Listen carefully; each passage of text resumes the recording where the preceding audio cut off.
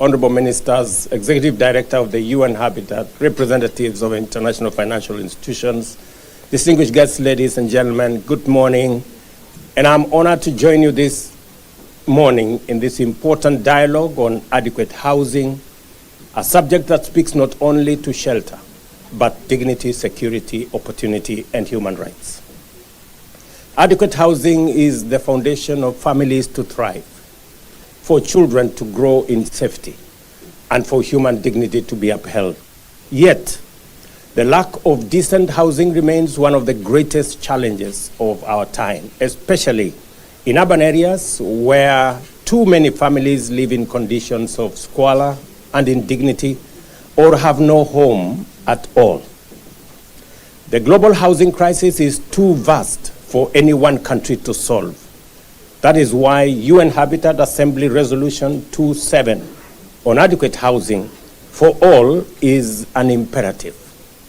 It elevates housing as both a human right and a catalyst for sustainable urbanization and development. As we gather for the UN's 80th anniversary, we are reminded of the power of multilateralism. A fit-for-purpose United Nations must be impact-driven and responsive to today's realities. In this vision, UN Habitat is indispensable, linking global aspirations to local transformation. Excellencies, allow me to highlight four urgent priorities. Number one, we must fully implement Resolution 27, embedding housing in national development strategies and recognizing it as a central to SDG, climate resilience, and social equity. Second, we must mobilize scaled up, unpredictable financing through stronger support for UN Habitat, partnership with financial institutions, and innovative models that match the scale of the challenge we have in housing. And third, we must forge coalitions for action, uniting governments, cities, the private sector, and communities to make housing a reality, not just an aspiration. And finally, we must align with related UN initiatives, especially Resolution 22 on transforming informal settlements and the Building Climate Resilience with Urban Poor initiative, which Kenya and Brazil proudly co-lead. Excellencies, Kenya's affordable housing program is driven by the conviction that every citizen deserves the dignity of a decent home. Our ambition is to build 200,000 affordable houses each year, not just as shelter, but as engines of job creation, urban renewal, and equity.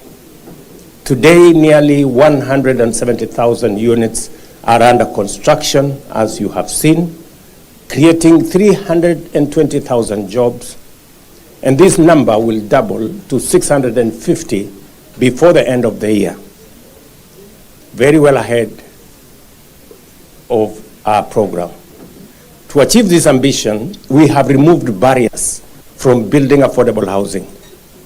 Land is the most single difficult asset to come by, and we have made public land available. We have also, we are cutting costs to make sure that whatever used to be the percentage contributed to by purchase of land is removed. We have instituted tax incentives to lower construction expenses and encourage private sector investment. These deliberate choices anchor affordability while ensuring developments are well planned, serviced, and integrated into urban transformation. We have also enacted enabling legislation, notably the Affordable Housing Act of 2024, which established the Affordable Housing Fund. Sat with President Mahama, he asked me, how are you funding? This is through the housing levy, matched by employers. We are mobilizing resources now, transforming informal settlements into vibrant, dignified communities. At the same time, we have expanded access to finance. The Kenya Mortgage Refinance Company provides concessional fixed-rate mortgages to thousands of low and middle income families, making ownership a reality for many who were once excluded. And the Kenya Refinance Mortgage Facility, we got the support of Africa Development Bank to boost it together, and also the World Bank. Ladies and gentlemen, these efforts in Kenya must be seen as within the bigger context that while progress is possible, the financing gap remains vast. Across Africa and beyond, the scale of need dwarfs available resources. Without adequate and predictable financing, adequate and affordable housing will remain out of reach for many. That is why this dialogue this morning matters. It is not just to share experience, but to rally political will and mobilize resources. I propose that today's gathering be remembered as the launch of a Champions Initiative for Adequate Housing, a platform for leadership, advocacy, financing, and accountability. Kenya, as the host of the UN Habitat, stands ready to work with each and every one of you on a joint roadmap with clear targets, milestones, and transparent reporting before the next assembly.